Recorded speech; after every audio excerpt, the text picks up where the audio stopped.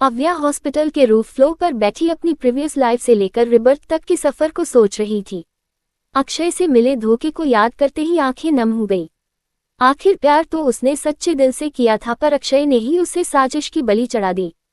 कितना भी हो पहला प्यार और उसमें मिला धोखा शायद ही कोई भुला पाता होगा। अव्या ख्यालों में गुम बैठी थी, तभी कानों में अभय की आवाज पड़ी। इतनी ठंड में यहाँ क्यों बैठी हूँ?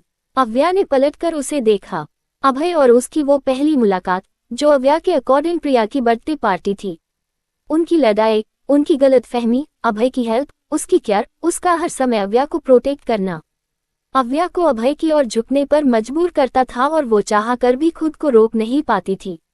अक्षय से धोखे के बदले में ऊपर वाले ने उसे अभय जैसा परफेक्ट मैन दिया था। अविनाश जी बिल्कुल सही कहा करते हैं, अभय को हिनूर है जो इतनी बड़े बर्ममान में सिर्फ एक है। अभय अव्या के आगे चुटकी बजाकर, ऐसे घूर क्यों हो रही हूँ? अव्या मुस्कुरा के, आज मैं बहुत खुश हूँ। इसकी वजह? अभय उसके बगल बैठते हुए।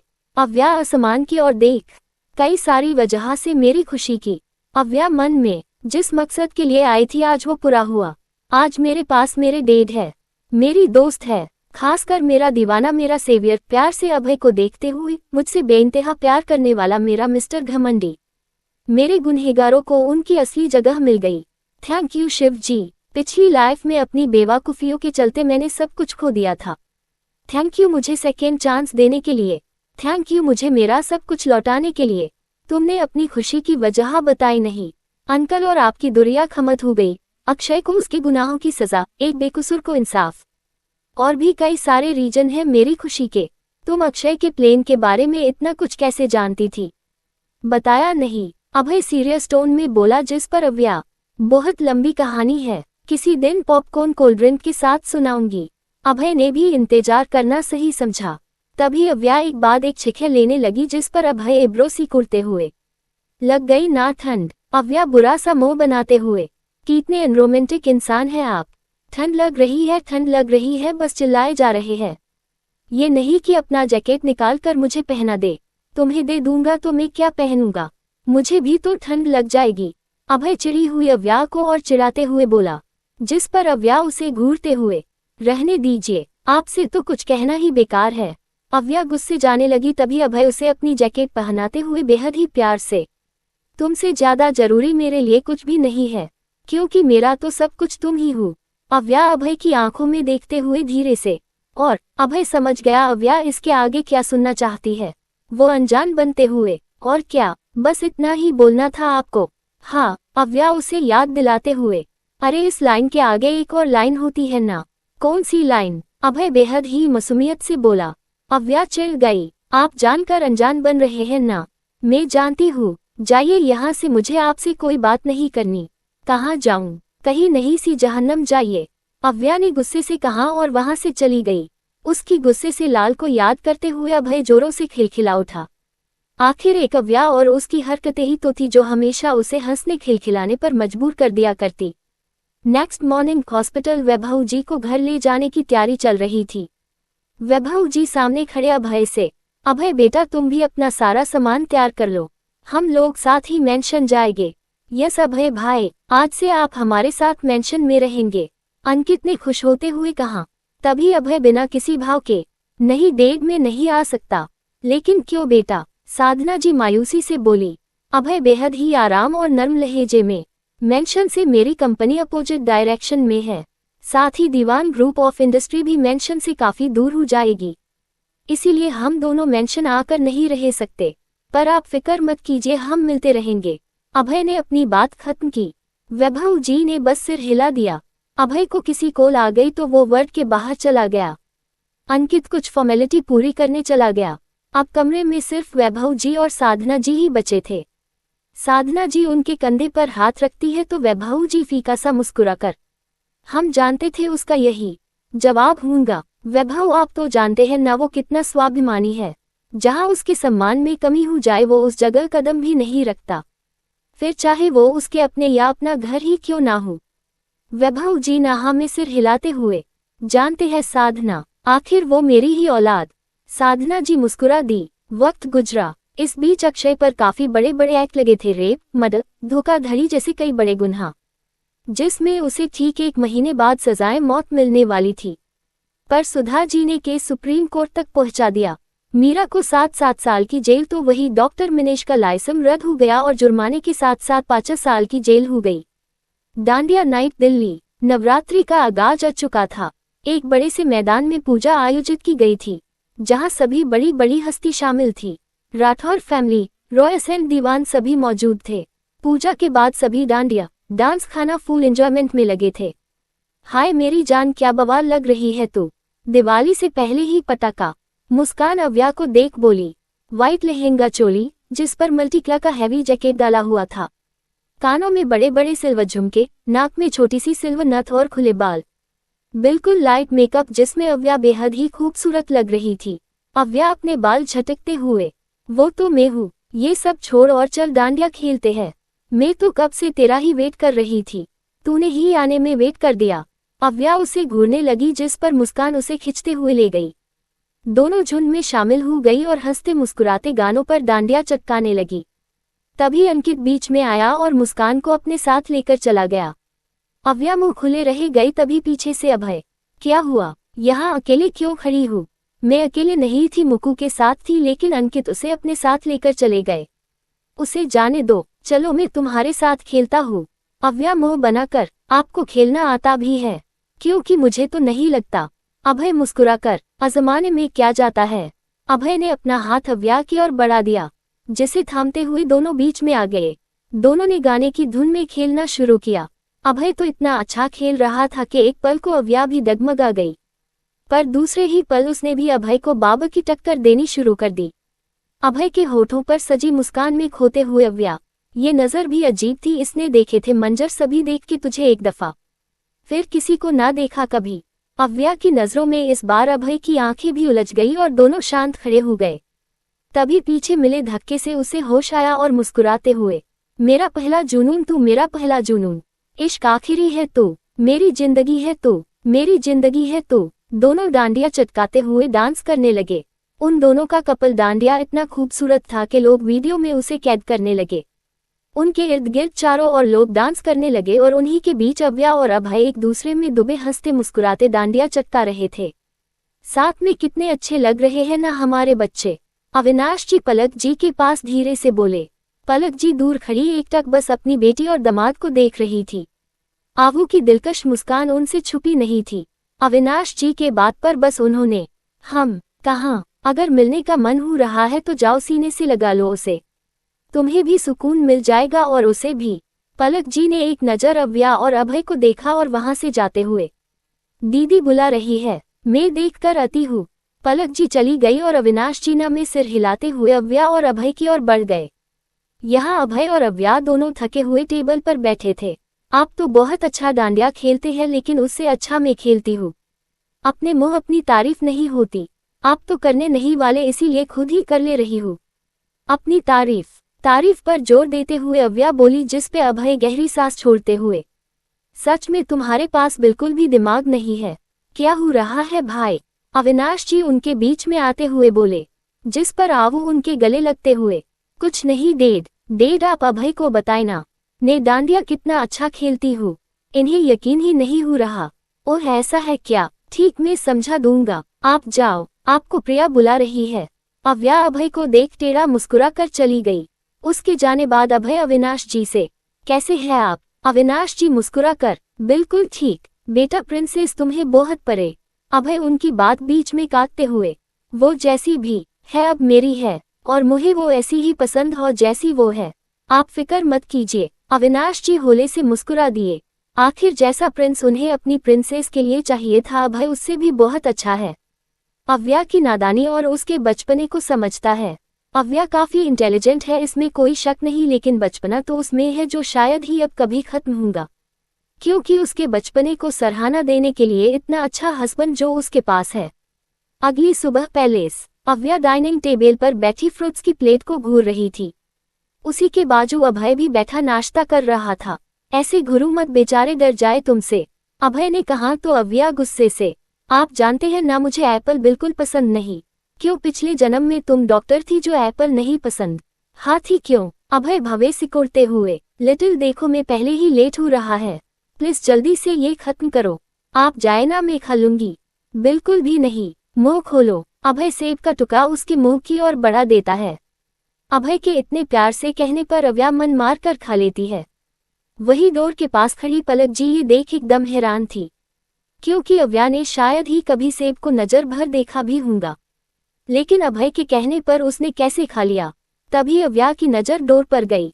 मम्मा, सेंट्रल जेल दिल्ली, सुन तेरी माँ आई है तुझसे मिलने, चल। कंस्टेबल जेल में डंडा मारते हुए सो रहे अक्षय को जागते हैं। कुछ वक्त बाद अक्षय एक रूम में सुधा जी के आगे खड़ा था। दोनों के बीच कांच की दीवार थी और टेलीफोन के जरिए उनमें बातचीत हो चलती थी। सुधा जी रोते हुए, कैसा है मेरा बच्चा, देख क्या हालत बना ली है तूने अपनी। सुधा के आंसू बहे जा रहे थे, लेकिन अक्षय के चेहरे पर इसका कोई असर नहीं था। वो खामोश सा बैठा गहरी सोच में डूबा में था।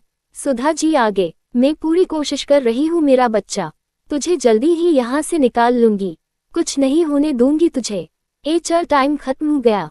कांस्टेबल ने अक्षय के हाथ में हथकड़ी लगाए और उसे लेकर जाने लगा। पीछे खड़ी सुधा जी मुंह दबाए बिलख उठी, लेकिन अक्षय के मुंह से एक शब्द नहीं फूटा। असल शब्दों से ज्यादा किसी की खामोशी से डर लगता है, जो आज कहीं ना कहीं सुधा को भी अक्षय की खामोशी से फिल हो रहा था। अपनी सेल में आकर अक्षय जमीन पर लेट गया। सेल में एक छोटा सा रोशनदान था, जिससे सुबह की किरणें रोशनी बनकर अंदर आ रही थी। अपने सिर को दबाते हुए अक्षय ने कस के आंखें बंद कर ली। यहाँ महिला भाग में मीरा की भी सुबह हो चुकी थी। प्रेगनेंसी के कारण उसका जेल में भी काफी अच्छे से ख्याल रखा जा रहा था। हाथ मुंह धोने के बाद उसे नाश्ते के लिए ले जाया गया। उसने नाश्ता लिया और एक जगह बैठकर खाने लगी। 2-4 निवालों में ही उसका पेट जोर से दर्द करने का। दर्द इतना असह्य था कि वो तड़पने लगी। क्या हुआ तुझे? कुछ लेडी कांस्टेबल के साथ औरतें उसके पास आई। मीरा की सफेद शलवार पर खून के धब्बे लगने लगे, जिससे सभी हैरान हो गए।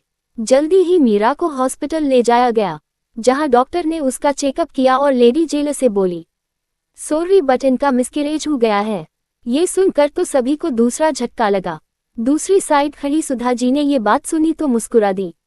तुझ जैसी गंदी नाली से मैं अपने बेटे का वंश पैदा करवाऊंगी, कभी नहीं। ये सारा क्या धरा सुधा जी का था। किसी की नजरों में आए वो हॉस्पिटल से रवाना हो गई। पैलेस दिल्ली। पलक जी को देख अव्या हैरान रह गई। वही पलक जी अपनी बाहें फैलाते हुए, अब वही खड़ी रहोगी या आकर गले भी लगोगी? अव्या दौड़ते हुए आए और सीधे पलक जी के गले से लग गई। पलक जी ने भी उसे सीने लगा लिया। दोनों की आंखों में आंसू आ गए।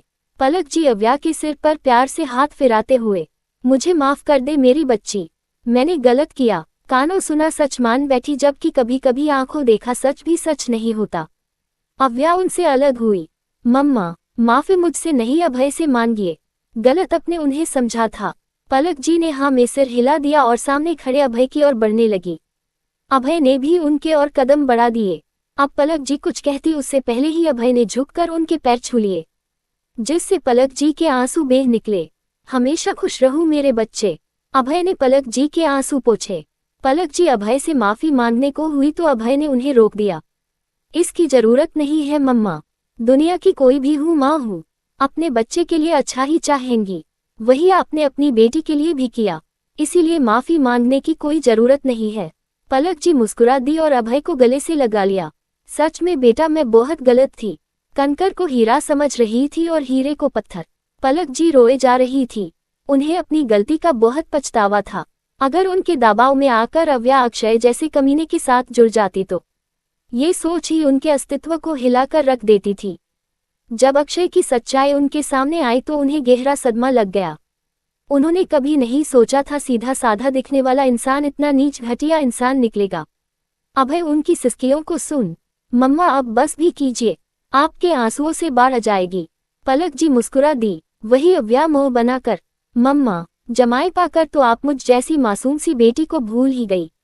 पलक जी अभय का गाल प्यार से सहलाकर, जमाई नहीं है बेटा है मेरा।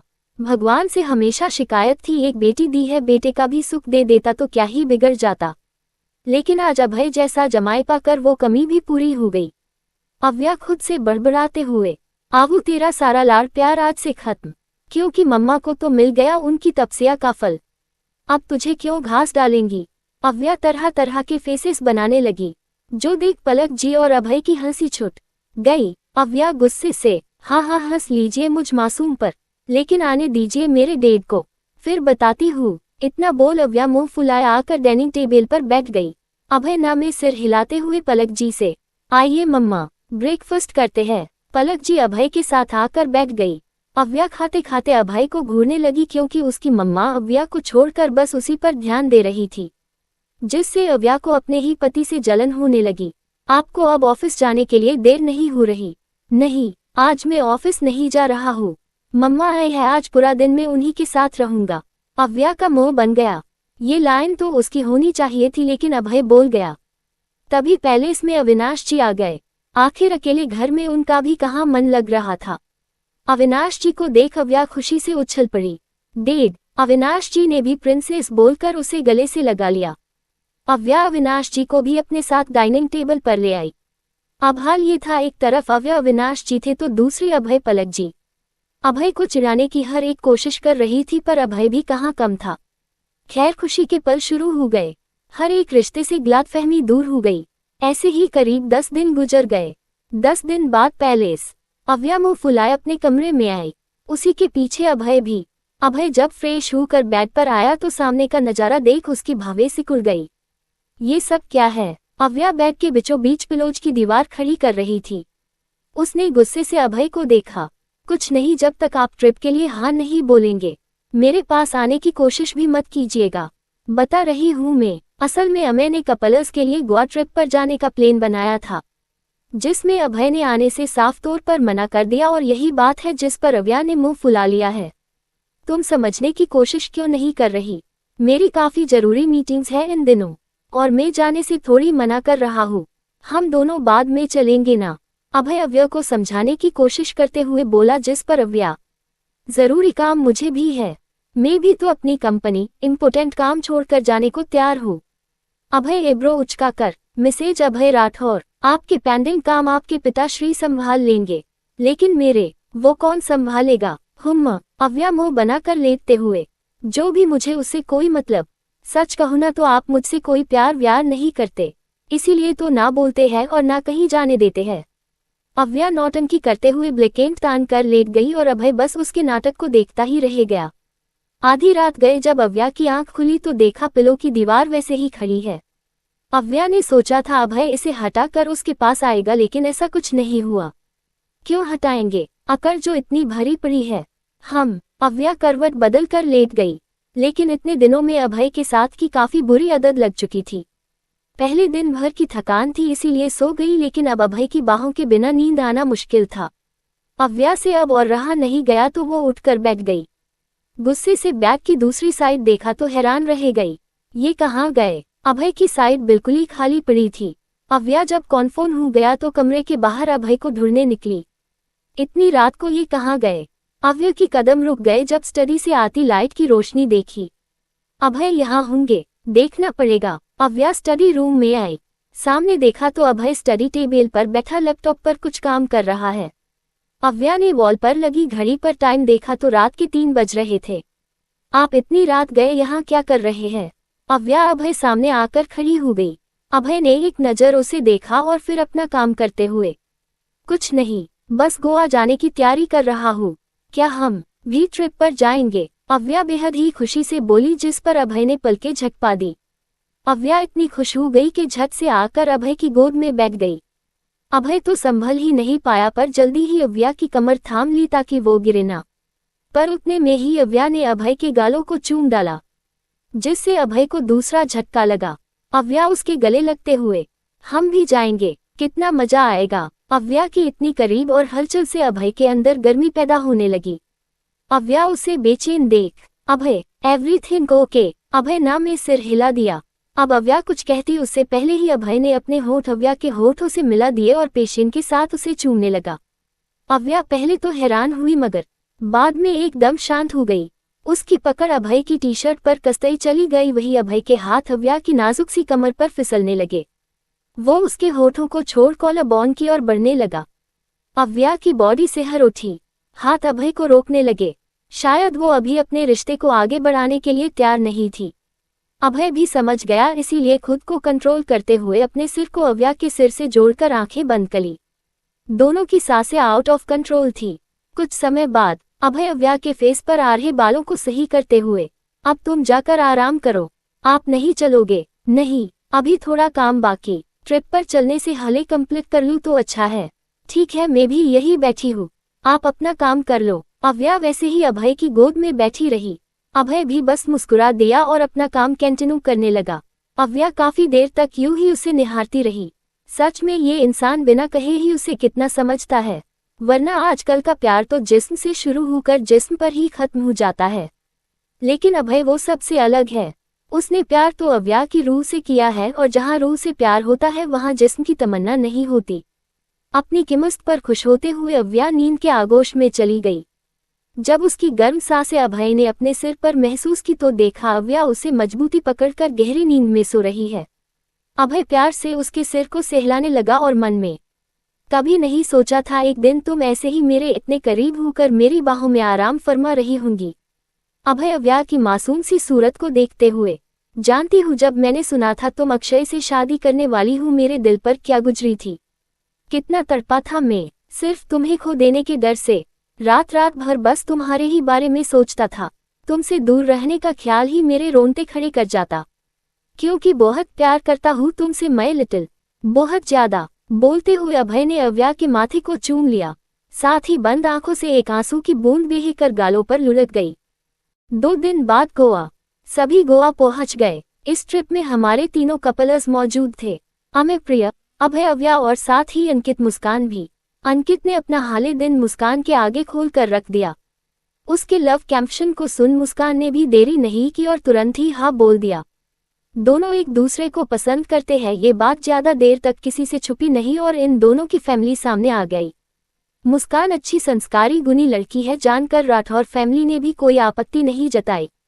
वैसे भी राठौर फैमिली कभी भी दो सच्चे प्यार करने वालों को अलग नहीं करती, बल्कि उन्हें एक करने की कोशिश करती थी। मुस्कान की फैमिली में भी किसी को कोई एतराज नहीं था, इसीलिए सबके मशवरे के बाद नतीजा ये था कि अगले महीने इनकी एंगेजमेंट कर दी जाए। यहाँ हमारे तीनों कपल्स बीच में बैठे अपने अपने पार्टनर के साथ खूब मस्ती मजाक कर रहे थे, जिन्हें अंकित कैमरे में कैद कर रहा था। थोड़ी देर में वो लोग रेत के घर बना रहे थे। अव्या अभय भी एक दूसरे को छेड़ते हुए घर बना रहे थे। तभी प्रिया मुस्कुराकर, ये घर बनाते बनाते बचपन की याद नहीं आ रही है जिस पर आवो? हाँ दी। अभय, आपको पता है डेट जब भी फैमिली ट्रिप पर आते थे तो हमेशा हमें इसी बीच पर लाते थे और फिर हम सब मिलकर ऐसे ही अपना अपना घर बनाते थे। मुकू हंसते हुए, और तू हमेशा चिल्ला चिल्ला कर रो दिया करती थी क्योंकि तेरा घर सबसे छोटा बना करता था। अव्या ने मुंह बना लिया तो प्रिया, फिर मामा जी इसकी हेल्प करते थे जिससे आवू का घर हम सबसे बड़ा बनता था। क्यों? हाँ, और ये देखिए इस बार हमने आप सबसे बड़ा घर बनाया है। अव्या खुशी से रेत से बना महल उसे दिखाते हुए बोली, जिस पर अभय उसे बाजुओं से पकड़ अपने करीब करते हुए, क्योंकि ये हमने बनाया है हमारा घर। उन दोनों को देखिए सभी मुस्कुरा दिए और अंकित ने दोनों की साथ में बहुत ही खूबसूरत फोटो खींच ली। कुछ वक्त बाद ये तीनों लड़कियां बचपन के दिनों को याद करते हुए खूब एंजॉय कर रही थी, तो वही तीनों लड़के बस अपनी अपनी वालियों को प्यार से निहार रहे थे। अमय गाल पर रखे प्रिया को देख रहा था जो बैठी नारियल पी रही थी, आंखों में डूब जाने को। हम बेकरार बैठे हैं, प्रिया मुस्कुरा दी। वही अंकित अमय के कंधे पर अपनी कोनी टिकाकर समुंदर के पानी में अव्या के साथ बैठी मुस्कान को देखते हुए, एक पल में सब लुटाने को, उस पे ही यार बैठे हैं, उस पे ही यार बैठे हैं। अभय साइड में बैठा जिसकी नजर अपनी मासूम सी लिटिल पर थी। उसका हंसता हुआ चेहरा देख वो भी होली से मुस्कुरा दिया। बरसों से एक चेहरा दिल में रहता है जो यार, शायद कहीं उसको है हमारा इंतजार।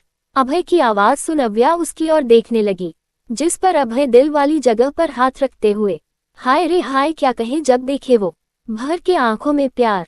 प्रिया अमय के पास आकर, दीवाना है देखो बेकरार वो, संभालो संभालो ना प्यार हो। यहाँ मुस्कान अंकित एक नारियल के झाड़ के नीचे बैठे। मुस्कान अंकित के चेहरे पर उंगलियां घुमाते हुए, अपना बना के देखो दिल ना चुरा ले वो, ऐसा क्यों लगे है बोलो ना। झुम चिकी चिकी झुम, तुम बोलो है वो कौन जो बार बार ये दिल खोता है देख के उसको। झुम चिकी चिकी झुम। दूसरी ओर अव्या ने अभय को बीच की बाउंड्री पर बनी दीवार से स्टार रखा था, अपने दोनों हाथ उसके इर्द गिर्द रखते हुए। मुस्कुराकर, पहली बार देखा है ऐसा अजनबी ना अजनबी कई जैसा, दुनिया में दोस्तों की वैसी कमी नहीं है यार। होता है फिर भी ना जाने क्यों दिल बेकरार। अभय होले से मुस्कुराया और दूसरे ही पल अव्या को पलटा कर दीवार से सटा दिया। अव्या की धड़कनें तेज हो गई। वही कुछ ऐसा ही हाल अभय का भी था।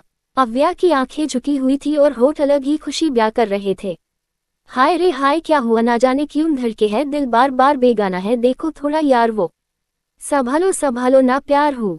यहाँ ये तीनों अपनी खुशियों में गुम थे तो वही दिल्ली में सुप्रीम कोर्ट से भी अक्षय के खिलाफ फैसला हुआ था, जहां उसे आज से 15 दिन बाद सुबह 5 बजे फांसी की सजा सुनाई गई थी। पुलिस के संग हाथों में हथकड़ी लगाए अक्षय कोर्ट की सीढ़ियां उतर रहा था, तभी रोते हुए सुधा जी उसके पास आए। मेरा बच्चा, मैंने बहुत कोशिश की बेटा लेकिन तुझे बचा नहीं पाई। अक्षय अभी भी भूख बना खड़ा था कि अचानक सामने से लोगों ने पत्थरबारी शुरू कर दी। ये वेदी के रिश्तेदार और उसके दोस्त थे। पुलिस अक्षय को बचाते हुए वेन की ओर ले जाने लगी। इतने में ही एक नोकीला पत्थर उड़ते हुए आया और सीधे अक्षय के सिर को घायल कर चला गया। एक मोटी खून की धारा सिर से बहने लगी। कमीने, दरिंदे, तूने मेरी बेटी को मुझसे छीन लिया था ना। मैं आज तुझसे तेरी जिंदगी छीन लूंगी, उसी तरह की मौत दूंगी जैसे तूने मेरी बेटी को दी थी। उद्धरण चिन्ह। वेदी की मां अक्षय का गला दबाते हुए गुस्से से बोली। महिला पुलिस उन्हें अलग करने लगी, लेकिन ये मां का दर्द था जो इतने सालों से इंसाफ के लिए तड़प रहा था। ए छोड़ मेरे बेटे को। सुधा जी वेदी की मां को धकेलने की कोशिश करते हुए बोली। ये वही सुधा है जो एक टाइम अभय की ना की गई गलती के भी चुन चुन के ताने साधना वैभव जी को सुनाया करती थी। दावा करती थी कि अगर अक्षय ऐसी घटिया हरकत करेगा तो वो मुड़कर भी उसे नहीं देखेगी, लेकिन आज जब ये मौका आया तो कैसे अपनी बात पर से पलट गई। आखिर थी तो वो भी एक माँ ही ना। माँ ऐसी ही होती है, औलाद चाहे कितने भी बड़े गुनाह कर ले उसके लिए उसका बच्चा कभी गलत हो नहीं सकता। अक्षय की नीच हरकत की वजह से सभी ने मुंह मोड़ लिया था, यहाँ तक सगे बाप और बहन ने भी। माहिरा ने जब अपने भाई की करतूतें सुनी तो वहीं से अपना सारा रिश्ता उससे खत्म कर लिया। दम घुटने से अक्षय की आंखें बंद होने लगी। खून से चेहरा रंग चुका था, सांसें साथ छोड़ने की कगार तक पहुंच गई। एक वक्त ऐसा आया कि उसकी बॉडी निढाल हो गई और वो नीचे गिर गया। अक्षय, सुधा जी चीख पड़ी। क्या अक्षय की मौत हो गई? क्या लगता है? कमेंट में जरूर बताएं।